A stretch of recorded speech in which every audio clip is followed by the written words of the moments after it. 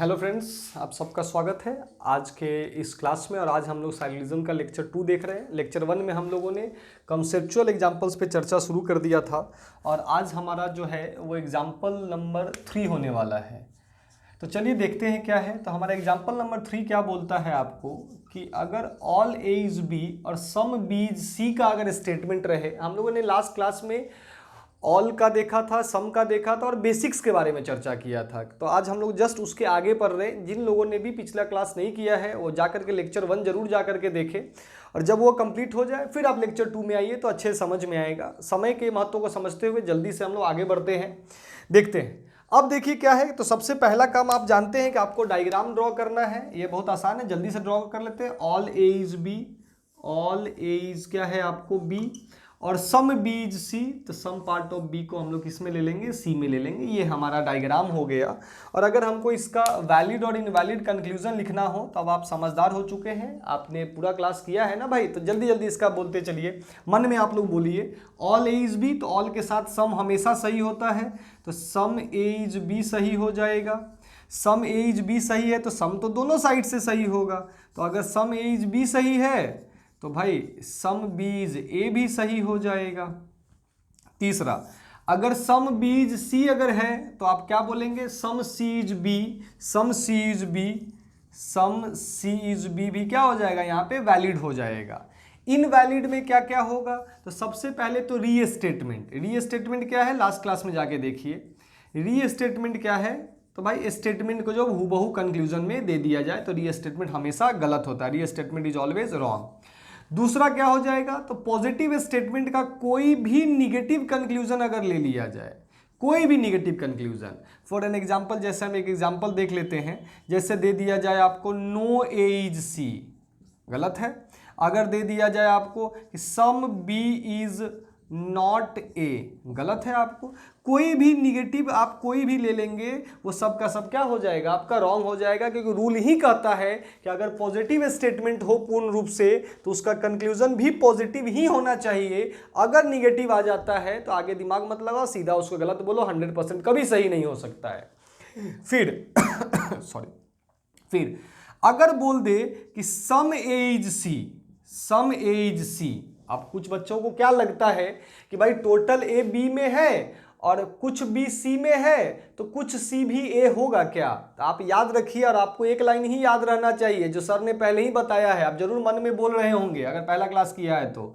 क्या है, तो दूर का रिश्ता, दूर का रिश्ता, दूर का रिश्ता कभी भी 100% सही नहीं होता है। फिर से मैं बता देता हूं, साइलो में याद रख लेना कि अगर डेफिनेट केस का कंक्लूजन है और वो जो एलिमेंट है, जैसे यहाँ पे ए और सी दो एलिमेंट था आपका, तो जो एलिमेंट है अगर वो दूर वाला है, लॉन्ग डिस्टेंस वाला है, तो दूर का रिश्ता कभी भी साइलो में 100% सही नहीं होगा। इसका मतलब क्या होगा, ये गलत होगा। इसके अलावा भी बहुत सारा चीज गलत हो सकता है, जैसे ऑल सी इज ए, गलत हो जाएगा। फिर से वही बात है, सी और ए के बीच में दूर का रिश्ता है और एक्सेट्रा कर दो, बहुत सारा और भी गलत होगा आपका। तो ये चीज़ आपको याद होना चाहिए। ये चीज़ आप नोट डाउन करें या स्क्रीनशॉट ले लें, फिर बाद में नोट डाउन करेंगे।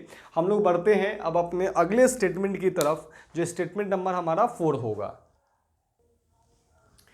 देखिए ये है हमारा स्टेटमेंट नंबर हमारा 4। ये है हमारा स्टेटमेंट नंबर, कौन सा है आपको, 4 है। एक मिनट, हाँ ये हमारा है स्टेटमेंट नंबर 4। लेट्स सी कि what is statement number 4। All A is B and some A is C. देखो ये स्टेटमेंट देने का उद्देश्य क्या है ना, इसका डायग्राम को ध्यान से देखना। बहुत लोग गलती करते हैं। ऑल ए इज बी, तो आप ऐसा डायग्राम तो बना दोगे, इसमें कहीं कोई दिक्कत नहीं होगा। ऑल ए इज बी, फिर सम ए इज सी। कुछ लोग गलती क्या कर देते हैं ना कि इसका डायग्राम ऐसे बना देते हैं, all A is B and some A is C. वो सी को इसके अंदर ले लेते हैं, जो कि एकदम गलत है। ऐसा कभी नहीं बनाना है। सम का चीज हमेशा सम के रूप में दिखना चाहिए। आप इसका डायग्राम ऐसे ड्रॉ करो, ये सी हो गया और ए का सम पार्ट किस में है, आपका सी में है। ये डायग्राम, ये सही डायग्राम है आपका। अगर आप ऐसा डायग्राम ड्रॉ करते थे पहले से या कर रहे हैं अभी, तो आप हमेशा याद रखिए ये डायग्राम हमेशा गलत हो जाएगा। क्योंकि सम का स्टेटमेंट सम के रूप में ही डायग्राम में दिखना चाहिए, ऑल के रूप में किसी भी सूरत में वो नहीं दिख सकता है आपका। और ऐसा बना देंगे तो गलती कंक्लूजन को आप सही कर देंगे। अब इसके कंक्लूजन पे हम लोग आते हैं, इसके निष्कर्ष पे हम लोग आते हैं, क्या क्या सही होगा। डायग्राम पे भी बाद में जाओ, एक समय ऐसा आएगा आपको कि डायग्राम भी नहीं बनाना पड़ेगा, आपका दिमाग इतना स्ट्रांग हो जाएगा ना कि हवा में डायग्राम बनेगा। आएगा वो समय। हम लोग को क्या होता है कि स्टेटमेंट मिलता नहीं है कि हम पहले से बता देते हैं कि एग्जामिनर ने क्या कंक्लूजन दिया होगा। तो इट इज़ अ मैजिक, ये जादू है क्या? ये कोई जादू नहीं है, ये एक्सपीरियंस है, ये आप प्रैक्टिस से आपको हो जाता है। हमने भी किया है, आप भी करोगे, आपको भी क्लियर हो जाएगा। हम में और आप में अंतर क्या है? एक बच्चा बोला कि सर आप टीचर हैं, नहीं ऐसा कुछ नहीं है। आप भी स्टूडेंट है, हम भी स्टूडेंट है, टिल द लाइफ हम भी स्टूडेंट ही रहेंगे, हमेशा सीखते रहेंगे।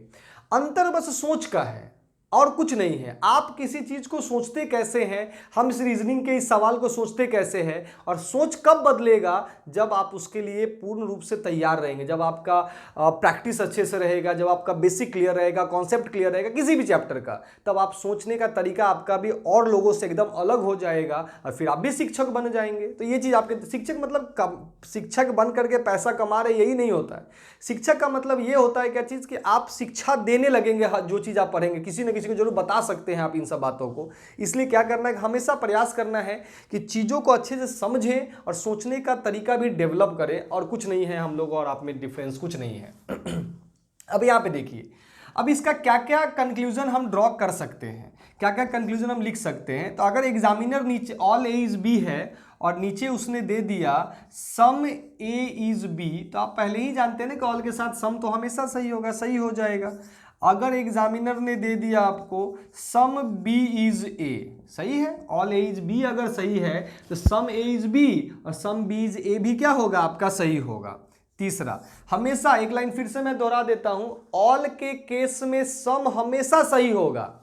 जैसे कि मान लो कि अगर हम बोल रहे हैं कि आपके या मेरे ही ले लेते हैं कि शुभम सर के सारे बाल काले हैं, और अगर ये बात आपको पता है कि शुभम सर के सारे बाल काले हैं और हम आपको बोल दें कि हमने अभी कुछ बालों को कटवाया है, तो वह बाल जो कटेगा, कुछ बाल जो कटा होगा बार्बर के पास, तो क्या वह बाल हरा पीला हो गया होगा कि काला ही होगा? तो ऑब्वियसली आप बोलेंगे काला ही होगा। मतलब कि अगर ऑल ए इज बी है, अगर सभी ए बी है, तो कुछ ए भी बी है और कुछ बी भी क्या है आपका ए है, इसमें कहीं कोई दो राय नहीं होना चाहिए।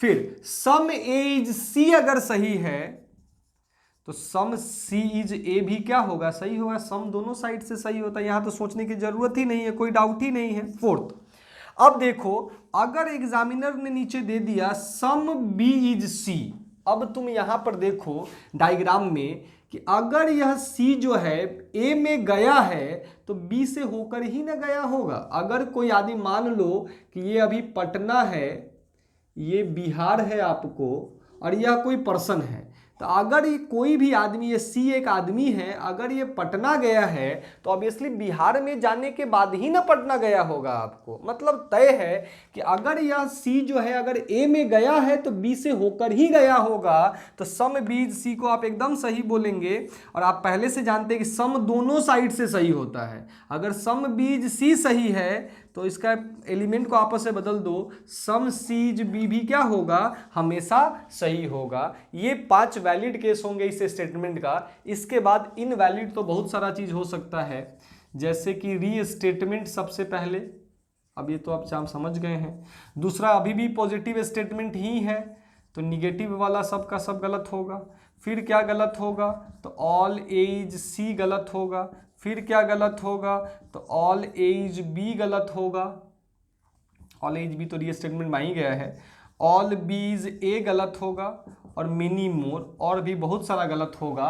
तो इंपॉर्टेंट इस स्टेटमेंट में बस ये डायग्राम के हमको बताना था कि ये डायग्राम में आप कभी भी गलती न करें। चलिए इसका स्क्रीनशॉट लीजिए या नोट डाउन कीजिए इसको, और हम लोग अब बढ़ते हैं अपने अगले डायग्राम की तरफ जो निगेटिव वाला अब आएगा, और बहुत इंपॉर्टेंट डायग्राम सब होने जा रहा है आपके लिए। अब ये देखिए, ये है हमारा डायग्राम नंबर 5 होगा, ये हमारा डायग्राम नंबर 5 है। और भाई यहाँ से जो डायग्राम नंबर 5 होगा या एग्जाम्पल नंबर 5 होगा और एग्जाम्पल नंबर 6 होगा, इसको ध्यान से समझना। सबसे ज़्यादा एग्जामिनेशन में यही 2 स्टेटमेंट आपको परेशान करेगा, और अगर अच्छे से समझ जाएंगे ना, ट्रस्ट मी कहीं दिक्कत नहीं होने जा रहा है आपको। अब देखिए क्या है, तो ऑल ए इज बी और नो बी इज सी। सबसे पहले वीडियो को आगे देखने से पहले आप क्या करो कि वीडियो पॉज कर दो और खुद से लिखो, खुद से लिखने का प्रयास करो कि क्या क्या तुम इसका वैलिड लिख पाते हो और क्या क्या तुम इसका इनवैलिड लिख पाते हो, और तब मैच करना, खास करके वैलिड वाला मैच करना कि आपका सही हो रहा है कि नहीं हो रहा है। चलिए बैक टू द वर्क, हम लोग आ जाते हैं यहाँ पे। पॉज करके आपको देखना, आपके पास ऑप्शन है पॉज करने का, पॉज करके वहां से आप लिख सकते हो। सबसे पहला काम कि हम लोग पहले से जानते हैं कि सबसे पहला काम हमारा ये होगा कि हम लोग डायग्राम ड्रॉ करेंगे। All A is B, no B is C, no बीज क्या हो जाएगा सी, कि कोई भी बी क्या नहीं है, सी नहीं है। डायग्राम आप ऐसा ही ड्रॉ करेंगे। अब देखिए क्या है, तो अब इसके कंक्लूजन को थोड़ा सा हम लोग लिख लेते हैं one by one. All A is B, all के साथ सम हमेशा सही होगा, तो सम ए इज बी और सम बीज ए, ये सब तो आप पहले से भी देखते आ रहे हैं। नो बीज सी, अब यहीं पे रुक जाइए, थोड़ा सा ध्यान दीजिए। नो बीज सी, तो सबसे पहला जो गलत होगा ना वो गलत होगा some B is not C, some B is not C. देखो नो बीज सी अगर सही है तो जिस प्रकार से ऑल के केस में सम हमेशा से सही होता है, उसी प्रकार से आपको याद रखना है कि नो के केस में सम नॉट जो होगा ऑलवेज 100% वैलिड होगा।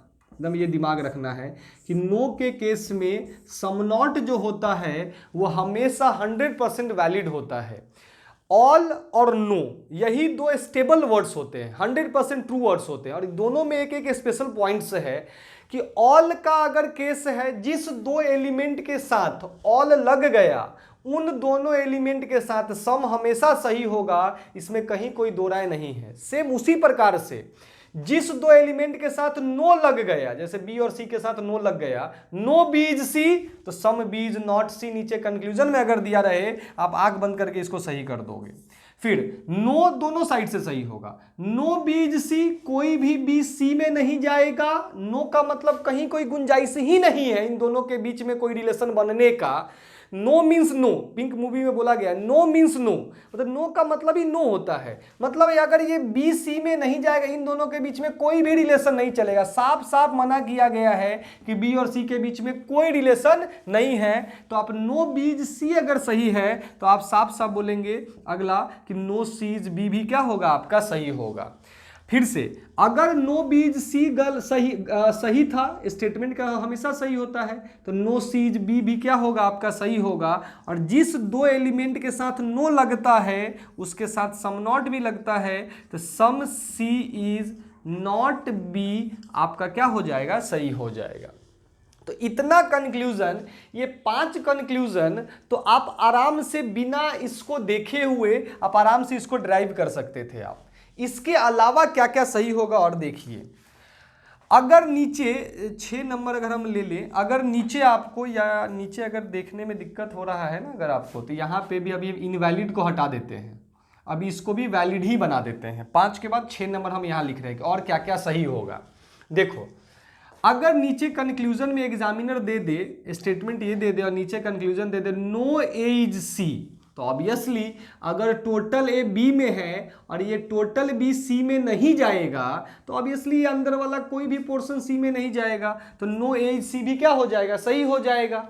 और जिस दो एलिमेंट के साथ नो लग गया तो वो तो दोनों साइड से लगेगा। अगर नो ए सी सही है तो नो सीज ए भी सही है, इसमें कहीं कोई दो राय नहीं है।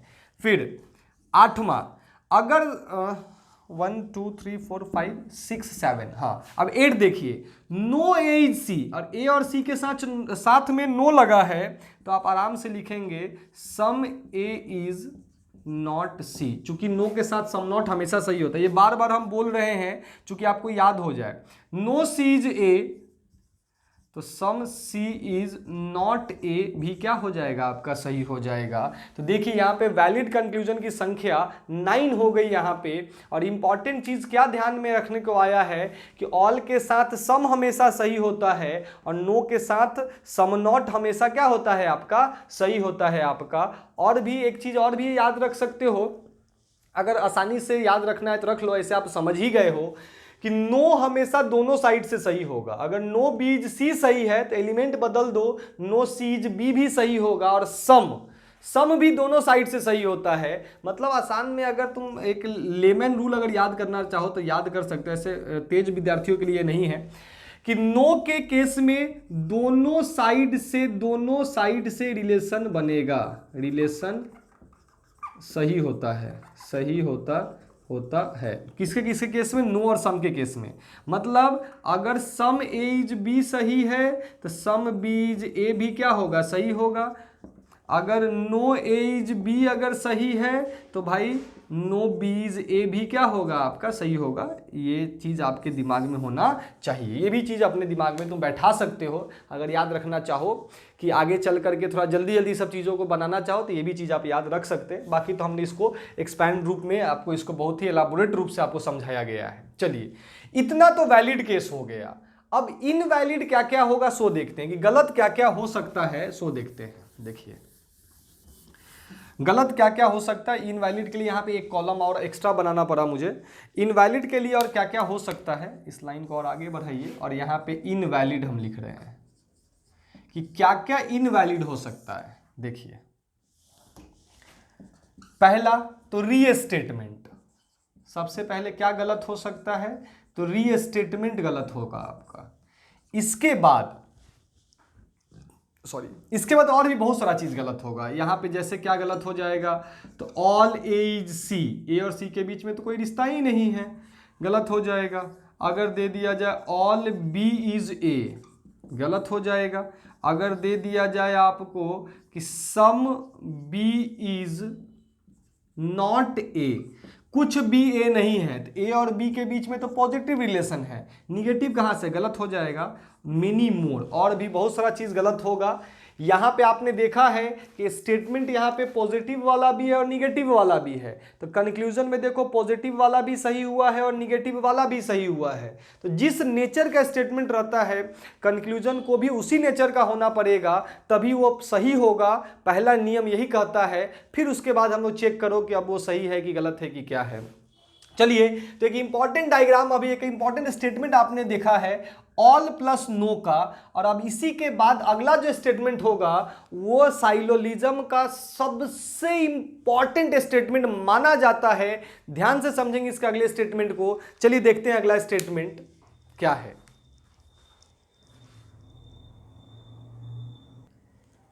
देखिए इस स्टेटमेंट को देखिए, ये हमारा स्टेटमेंट नंबर 6 होगा, ये स्टेटमेंट नंबर 6 होगा।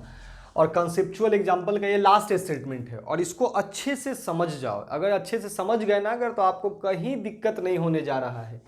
ये सम और नो का है, तो डायग्राम सबसे पहले ड्रॉ कीजिए आप कि इसका डायग्राम कैसे आप ड्रॉ करेंगे। तो सम ए इज बी दिया हुआ है, तो सम ए इज क्या हो गया, बी। चलो डायग्राम तो ड्रॉ हो गया। नो बी इज सी, तो कोई भी बी क्या नहीं है, सी नहीं है आसान ही, लेकिन बच्चे गलतियां यहाँ पे कर देते हैं।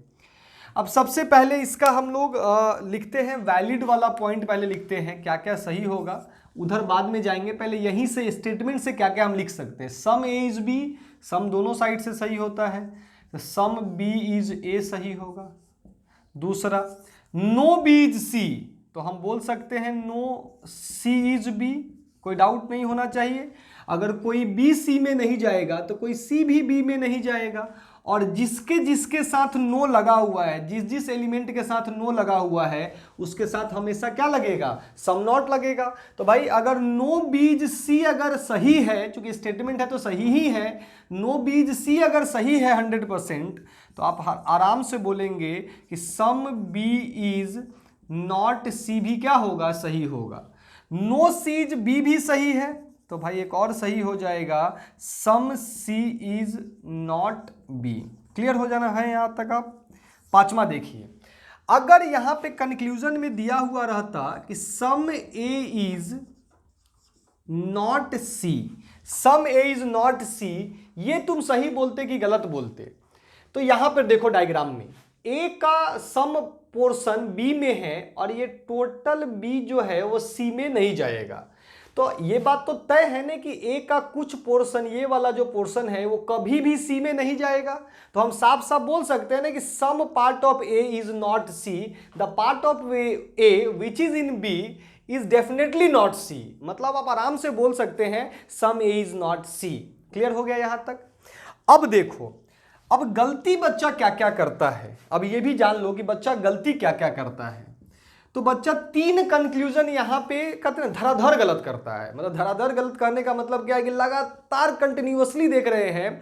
ऑफलाइन क्लासेस में अगर 200 बच्चे बैठे हुए हैं तो 25-30 को छोड़ दो तो 120-130 बच्चे, 150 बच्चे ऐसे होते हैं, 150 बच्चे जरूर ऐसे होते हैं जो यहाँ पे 3 कंक्लूजन गलत करता है। क्या क्या गलत करता है? तो सबसे पहले वो गलत करेगा नो ए इज सी। फिर दूसरा क्या गलत करेगा? तो नो सी इज ए। फिर तीसरा क्या गलत करेगा? तो some C is not A, some C is not A. वो बच्चे क्या करते हैं ना कि तीनों कंक्लूजन को वो लोग सही बोल देते हैं और एकदम यहीं पे गांठ बांध लो, ये तीनों का तीनों दिमाग में बैठा ही लो कि गलत है। कैसे सही हो जाएगा? पीछे वाला डायग्राम जो था वह था वो ऑल ए इज बी का था, मतलब 5 नंबर डायग्राम था, और नो बी इज सी। और ये डायग्राम है some A is B and some B is C. तो जो स्टेटमेंट में कहा गया है आप उसी के अकॉर्डिंग ना सोचोगे। अगर आप बोलोगे नो ए इज सी, मतलब ए का ये टोटल पार्ट सी में नहीं जाएगा, ये बात 100% सही है, वह तो ये तो गलत हो जाएगा ना। ए का जो ये वाला पोर्शन है ये तो डाउट में है। डाउट इन द सेंस इसके बारे में कोई भी इंफॉर्मेशन हमारे स्टेटमेंट में है ही नहीं।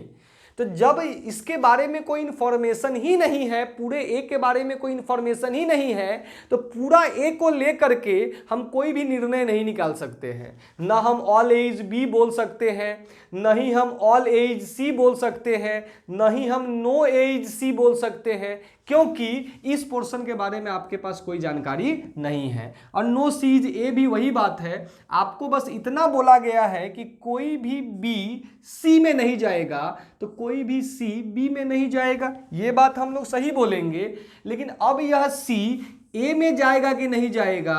और वैसे भी हम बता चुके हैं कि दूर का जो रिश्ता होता है ना, अगर डायरेक्ट रिलेशन में नहीं है तो वह क्या हो जाएगा? आपका गलत हो जाएगा आपका। तो ये दोनों गलत है। सम सी इज नॉट ए, कुछ लोगों को क्या लगता है कि सम सी इज नॉट ए इसके पहले वाले डायग्राम में सही हुआ था तो यहां पे भी सही हुआ होना चाहिए। क्यों? तो कुछ लोग लॉजिक यह देते हैं कि sir some A is not C सही है, इसलिए सम सी इज नॉट ए भी सही होना चाहिए। ऐसा सर ने कभी भी पढ़ाया है क्या? सर ने क्या बताया है कि जिसके साथ नो लगा है उसके साथ सम नॉट लगेगा। पीछे वाले डायग्राम में नो सीज ए सही था, इसीलिए सम सीज नॉट ए भी सही बोल रहे थे, लेकिन यहां पे ऐसा नहीं होगा। यहां पे सी का कुछ पार्ट ए में है कि नहीं है, ये सारा का सारा डाउट है। इसके बाद अगर तुम यहां पे ये भी लिख दोगे ना कि सम सी इज ए, ये भी गलत हो जाएगा। आगे पढ़ेंगे, री स्टेटमेंट का केस है ये दोनों। अगर ऐसा तुम कर दोगे ना, अगर कि ऑल ए इज सी, ये भी गलत है आपका, एटसेट्रा, और भी बहुत सारा गलत होगा। इंपॉर्टेंट कौन कौन सा है? तो ये तीनों बच्चे बहुत ज़्यादा गलती करते, ये तीनों आपके दिमाग में होना चाहिए।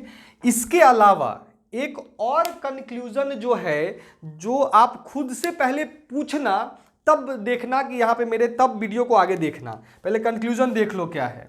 ये हम यहाँ पे लिखते हैं, अलग कलर से लिख रहा हूँ यहाँ पे। अगर दिया रहे ऑल ए इज नॉट सी, अब ये तुम बताना मुझे कि ये सही हुआ कि गलत। ये देखो, all A is not C, all A is not C, सभी ए सी नहीं है, ये सही होगा कि गलत होगा? बताओ। ऑल ए इज नॉट सी। अब सर ने बता दिया है आंसर कि ऑल ए इज नॉट सी क्या होगा? सही होगा। ऑल ए इज नॉट सी क्या होगा? सही होगा। और इसको एकदम अलग कलर से भी लिखा है, इसीलिए कि ये हाइलाइटर है, ये हाईलाइट करके लिखवाया गया है। देखो, कुछ लोग ऑनलाइन में क्या पढ़ाते हैं ना कि ऑल नॉट बराबर नो, मतलब कोई नहीं और सभी नहीं, दोनों बात बराबर है। ऐसा नहीं है दोस्त। यहां पर देखो, यहां पे दोनों एग्जाम्पल तुम्हारे सामने है। नो ए इज सी गलत होगा, यहां पे गलत का साइन है, ऐसा नहीं कि तुम समझ जाना सही है। नो ए इज सी गलत होगा, लेकिन all A is not C सही होगा। पढ़ो ना, खुद जवाब आ जाएगा। सभी ए सी नहीं है, तो हमको तो इतना जरूर पता है ना कि ए का कुछ पार्ट तो कभी भी सी नहीं होगा, तो हम साफ साफ कह सकते हैं ना कि all A is not C, मतलब सभी ए सी नहीं है। ये बात तो सही है, इसमें कहीं कोई दो राय नहीं होगा। तो जो लोग बोलेंगे उनको समझाना, ये एग्जांपल देना और बोलना कि सर देखिए यहाँ पे नो ए इज सी तो गलत है, क्योंकि ए का इस पोर्शन के बारे में कोई जानकारी ही नहीं है, और डाउट का रिलेशन कभी भी 100% सही नहीं होता है। लेकिन इसी स्टेटमेंट का देखिए, all A is not C सही हो गया। इससे हेंस, पहले एनसीईआरटी पढ़ते थे ना कि hence it is derived that, है कि नहीं है, ये प्रूव्ड हो चुका है कि all not is not equals to no. All not अलग चीज है, नो अलग चीज है। ये ग्रामेटिकल शब्द है जिसका अलग अलग जगहों पे प्रयोग किया जाता है, इसको भी ध्यान में रखना। ऑल ए इज नॉट सी क्या होगा आपका, सही होगा। उम्मीद करते हैं ये चीज क्लियर हो गया होगा। 2-3 अगर नहीं समझ में आए तो 1-2 बार वीडियो को 2-3 बार रिप्ले करके देखो, समझ में आ जाएगा। अगर फिर भी कोई दिक्कत रहता है तो कमेंट में जरूर कमेंट कीजिएगा आप लोग। चलिए यहाँ तक क्लियर हो चुका है, बस इतना अगर आप जान रहे हैं तो आपको कहीं कोई दिक्कत नहीं होगा। चलिए अब हम लोग आगे बढ़ते हैं। अब हमारा जो अगला पॉइंट होगा वह होगा हमारा ईदर एंड और केसेस का कॉन्सेप्ट, कि ईदर एंड और केसेस का क्या कॉन्सेप्ट होता है वो हम लोग अगले वीडियो में देखेंगे। और उसके बाद हम लोग कम से कम 100 सवाल हम लोग पहले बनाएंगे, 100 क्वेश्चंस अप्रॉक्स हम लोग पहले सॉल्व करेंगे, 100 क्वेश्चंस के नियर अबाउट। कुछ हम बताएंगे, कुछ आपको देंगे बनाने के लिए, आप उसको जरूर बनाइए। टेलीग्राम चैनल से जुड़ जाएं आप। 2 टेलीग्राम चैनल है हम लोगों का, एक मैथ्स मास्टर्स के नाम से है और एक रीजनिंग ऑन डिमांड के नाम से है, रीजनिंग ऑन डिमांड या मैथ्स मास्टर्स। तो आप वहां पे जाकर के उसको ज्वाइन कर सकते हैं। बाकी डिस्क्रिप्शन लिंक में उसका डिस्क्रिप्शन में आपको उसका लिंक दिया जाएगा। और फिर अगले वीडियो का में आप लोग जो अगला लेक्चर है हमारा, वहाँ पे ईदर एंड और का कॉन्सेप्ट को समझिए, उसको अच्छे से क्लियर करके समझाऊंगा और फिर आपको प्रश्नों का भी हम लोग डील करेंगे। चलिए आज के लिए इतना ही, बाय बाय, मिलते हैं फिर आपसे अगले लेक्चर में।